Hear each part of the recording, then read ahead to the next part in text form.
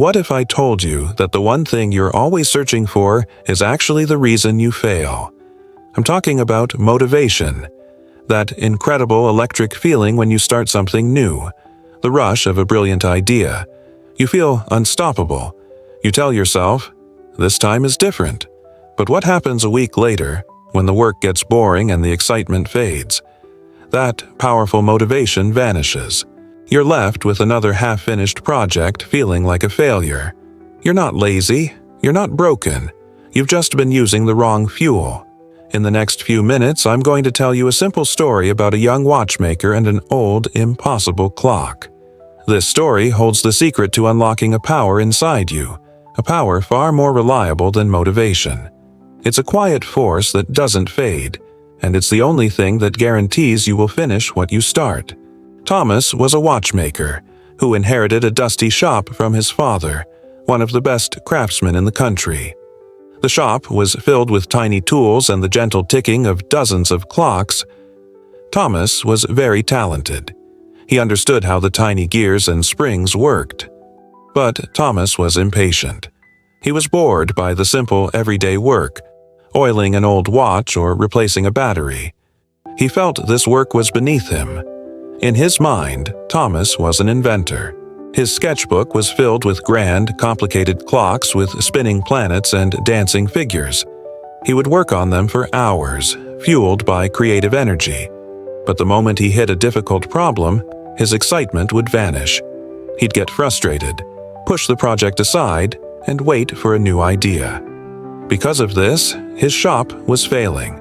He neglected the real work, and the loyal customers of his father's day slowly stopped coming. One morning, an old, wealthy man entered. He placed a beautiful but silent grandfather clock on the counter. "My father left this to me," the man said. "It hasn't ticked in 50 years. I've taken it to a dozen watchmakers. They all say it's beyond repair." The old man looked at Thomas, his eyes searching. "They say you have his talent. They said your father was the only one who could have fixed it. I will pay you enough money to save this shop if you can make it work again." A jolt of motivation shot through Thomas. This wasn't a boring repair. This was a legendary clock, a chance to prove he was a genius. "I'll do it," Thomas said confidently. For the first few days, he worked with a fiery passion, carefully taking apart the complex machine. It was thrilling. But then, the real work began. The clock was made of over 1,000 individual parts. To find the problem, every single part had to be cleaned, checked, and measured. It was slow. It was tedious. It was profoundly boring. After a week, Thomas's motivation was completely gone. He stared at the thousands of tiny pieces and felt nothing but frustration. His mind wandered back to his exciting designs. "This is a waste of time," he thought. He accidentally knocked a tray of tiny screws onto the floor. As he got on his knees to pick them up, a wave of despair washed over him. He decided he would call the old man in the morning and tell him the clock was unfixable. That night, unable to sleep, he was cleaning out his father's old desk, ready to give up. In a hidden drawer, he found small, leather-bound journals. They were his father's work logs. He opened one, expecting to read about passion, about genius. But there was none of that. Instead, the pages were filled with simple, humble entries. Tuesday, cleaned the escapement wheel of Mrs. Gable's pocket watch. Took 3 hours. The third gear was worn. Must replace. Thursday, a young boy brought in his father's old watch. Not worth much, but it meant the world to him. Spent the afternoon fixing it for free. The look on his face was good payment. Wednesday, spent all day on the mainspring of the town hall clock. My back aches.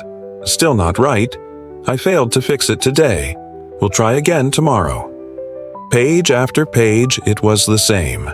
A simple, honest record of the slow, boring, and difficult work. At the end of the journal, his father had written a short paragraph. "A man who works only when he is inspired will be a man of many beginnings and no endings."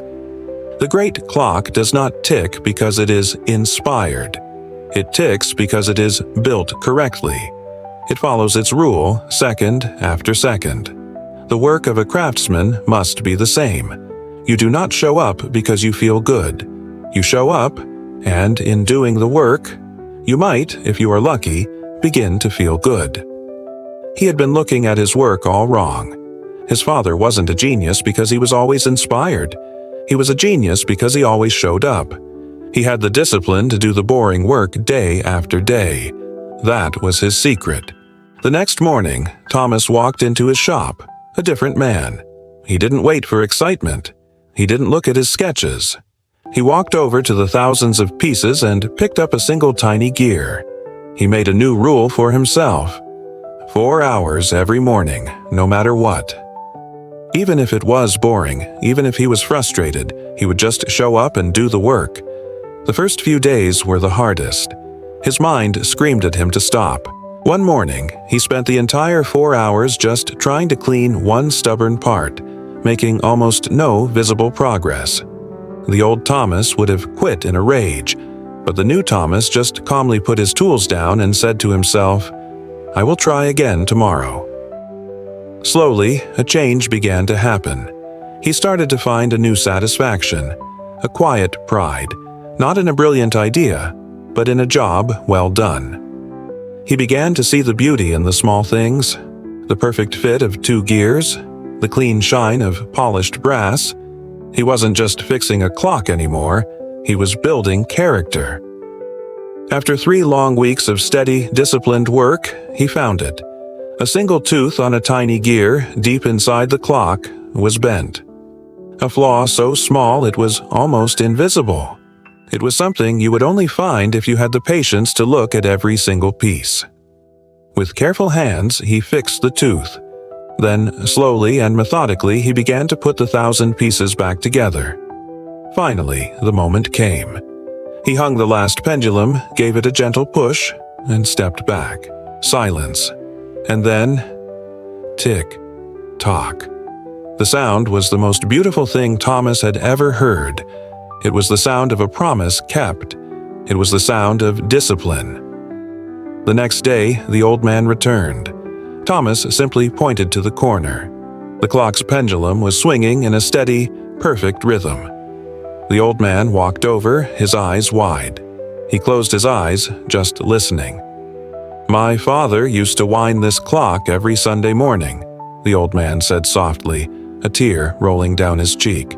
"I haven't heard this sound since I was a boy. You haven't just fixed a clock. You have given me back a piece of my life." Thomas understood then. The work wasn't about him or his genius. It was about service. It was about the steady, honest work that keeps the world turning. Thomas had fixed the clock and saved his shop. But more importantly, he had fixed himself. He learned the most important lesson a craftsman can learn. So, what is the lesson for us? It is simple. First, motivation is the spark, but discipline is the engine. You need the spark of motivation to get started. But if you don't have an engine, you won't get very far. A car that is all spark and no engine will just sit in the driveway, making exciting noises, but going nowhere. Second, learn to love the process, not just the prize. The real reward is not finishing the project. The real reward is becoming the kind of person who can finish the project. The pride that comes from doing hard, boring work is deeper and more lasting than the fleeting excitement of a new idea. And finally, just show up. When you don't feel like it, when you're tired, when you're bored, that is when it counts the most. Don't worry about the whole staircase. Just focus on taking the next single step. Clean 1 gear. Write 1 sentence. Make 1 phone call. That is how great things are truly built. Not by a lightning bolt of inspiration, but by the steady, quiet, and unstoppable power of showing up. Day after day after day.